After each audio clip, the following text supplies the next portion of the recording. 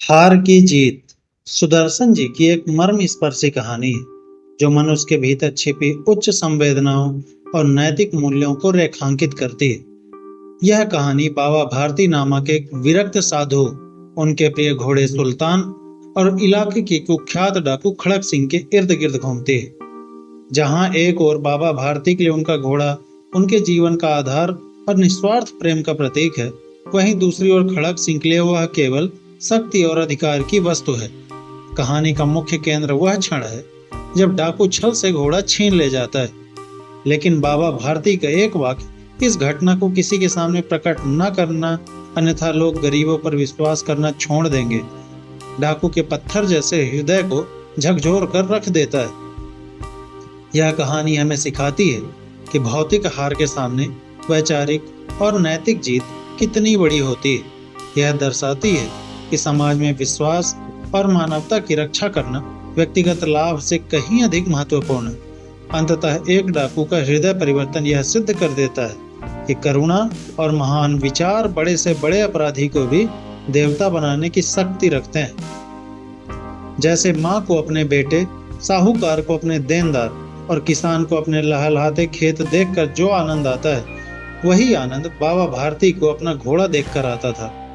भगवत भजन से जो समय बचता वह घोड़े को अर्पण हो जाता। वह घोड़ा बहुत ही सुंदर था, बड़ा बलवान भी था। उसके जोड़ का घोड़ा सारे इलाके में ना था। बाबा भारती उसे सुल्तान कहकर पुकारते, अपने हाथ से खरहरा करते, खुद दाना खिलाते और देख देख कर प्रसन्न होते थे। ऐसे लगन, ऐसे प्यार, ऐसे स्नेह से कोई सच्चा प्रेमी अपने प्यार को भी नहीं चाहता होगा। उन्होंने सब कुछ छोड़ दिया था, रुपया, माल, असबाब, जमीन, यहाँ तक कि उन्हें नागरिक जीवन से भी घृणा थी। अब वह गांव के बाहर एक छोटे से मंदिर में रहते और भगवान का भजन करते थे। परंतु सुल्तान से बिछुड़ने की वेदना उनके लिए असह्य थी। मैं इसके बिना न रह सकूंगा, उन्हें ऐसी भ्रांति सी हो गई थी।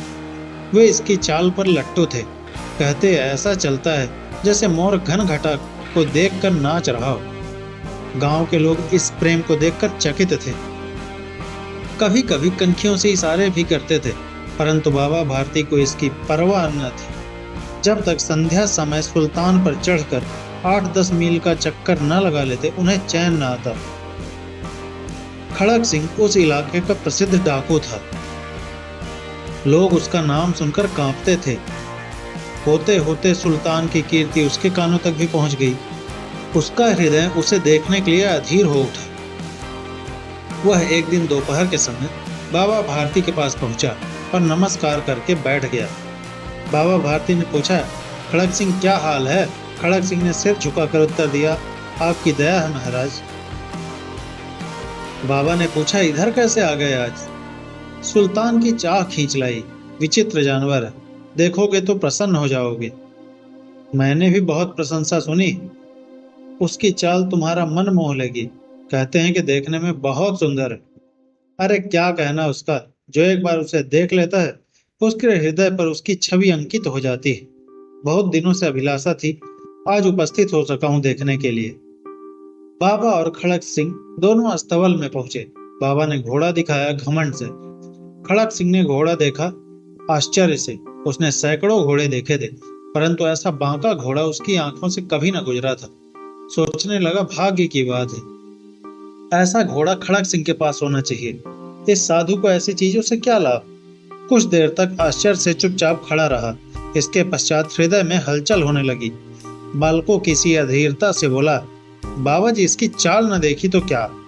बाबा जी भी मनुष्य ही थे। अपनी वस्तु की प्रशंसा दूसरे के मुख से सुनने के लिए उनका हृदय अधीर हो गया। घोड़े को खोलकर बाहर लाए और उसकी पीठ पर हाथ फेरने लगे।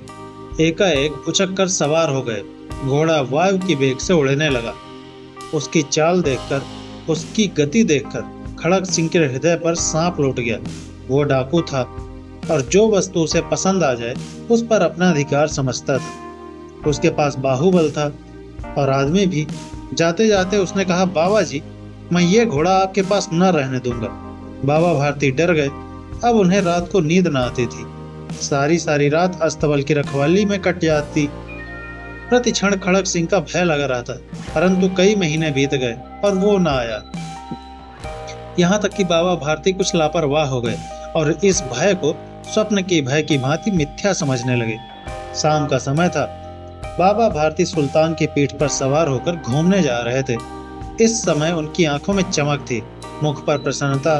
कभी घोड़े के शरीर को देखते, कभी उसके रंग को, और मन ही मन में फूले न समाते थे। सहसा एक ओर से आवाज आई, ओ बाबा, इस कंगले की सुनते जाना। आवाज में करुणा थी। बाबा ने घोड़े को रोक लिया। देखा एक अपाहिज वृक्ष की छाया में पड़ा कराह रहा है। बोले, तुम्हें क्या कष्ट है? अपाहिज ने हाथ जोड़कर बोला, बाबा मैं दुखियारा हूँ, मुझ पर दया करो। कामा वाला यहाँ से 3 मील है, मुझे वहां जाना है। घोड़े पर चढ़ा लो, परमात्मा भला करेगा। बाबा ने पूछा, वहां तुम्हारा कौन है? उसने बताया, दुर्गा दत्त नाम का वैद्य है, आपने सुना ही होगा। मैं उनका सौतेला भाई हूँ। बाबा भारती ने घोड़े से उतरकर अपाहिज को घोड़े पर सवार किया और स्वयं उसकी लगाम पकड़कर धीरे धीरे चलने लगे।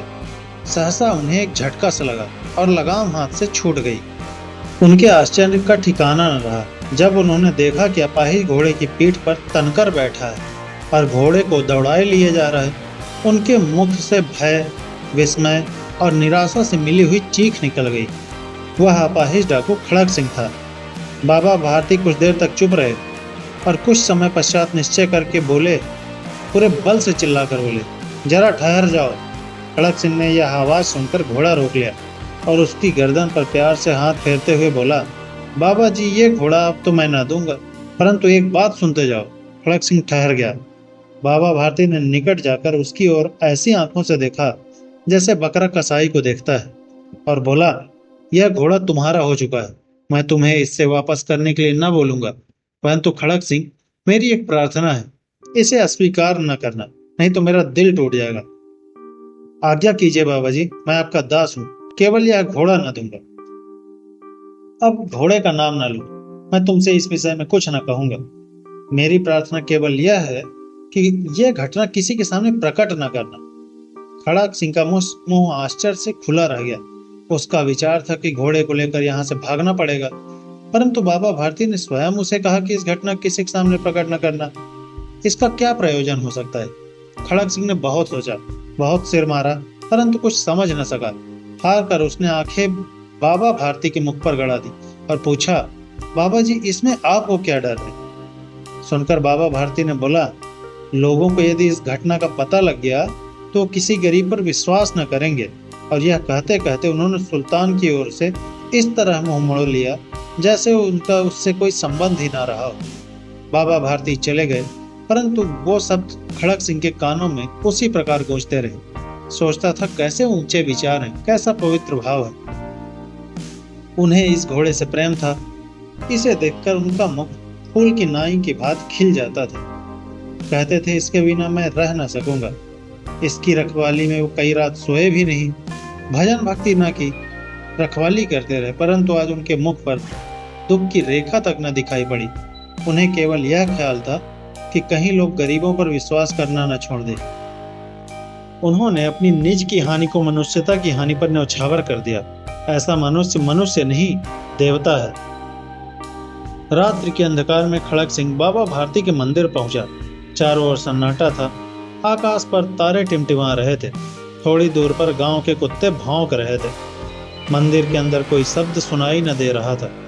खड़ग सिंह सुल्तान की बाग पकड़े हुए वह धीरे धीरे अस्तबल के फाटक पर पहुंचा। फाटक किसी वियोगी की आंखों की तरह चौपट खुला था। किसी समय वहां बाबा भारती स्वयं लाठी लेकर पहरा देते थे, परंतु आज उन्हें किसी चोरी, किसी डाके का भय न था। हानि ने उन्हें हानि की तरफ से बेपरवाह कर दिया था। खड़ग सिंह ने आगे बढ़कर सुल्तान को उसके स्थान पर बांध दिया और बाहर निकलकर सावधानी से फाटक बंद कर दिया। इस समय उसकी आंखों में नेकी के आंसू थे। अंधकार में रात्रि का तीसरा पहर समाप्त किया और चौथा पहर आरंभ होते ही बाबा भारती ने अपनी कुटिया से बाहर निकलकर ठंडे जल से स्नान किया। उसके पश्चात इस प्रकार जैसे कोई स्वप्न में चल रहा, उनके पांव अस्तबल की ओर मुड़े, परंतु फाटक पर पहुंचकर उनको अपनी भूल प्रतीत हुई। साथ ही घोर निराशा ने पांवों को मन मन भर कर भारी बना दिया। वे वहीं रुक गए। घोड़े ने स्वाभाविक मेघा से अपने स्वामी के पांवों की चाप को पहचान लिया और जोर जोर से हिनहिनाया। बाबा भारती दौड़ते हुए अंदर घुसे और अपने घोड़े से गले से लिपट कर इस प्रकार रोने लगे जैसा बिछड़ा हुआ पिता चिरकाल के पश्चात पुत्र से मिलकर रोता है। बार बार उसकी पीठ पर हाथ फेरते, बार बार उसके मुंह पर थपकियां देते और अब कहते, और अब कोई गरीबों की सहायता से मुंह न मोड़ेगा। थोड़ी देर बाद जब वह अस्तबल से बाहर निकले तो उनकी आंखों से आंसू बह रहे थे। ये आंसू उसी भूमि पर ठीक उसी जगह गिर रहे थे जहां बाहर निकलने के बाद खड़ग सिंह खड़ा रोया था। दोनों के आंसुओं का उसी भूमि की मिट्टी पर परस्पर मिलाप हो गया था। दोस्तों, कैसी लगी ये कहानी आप हमें कमेंट करके बताना। कुछ सुधार की गुंजाइश हो तो वो भी बताना। जल्द मिलूंगा अगली कहानी लेकर। नमस्कार। जय राम जी की।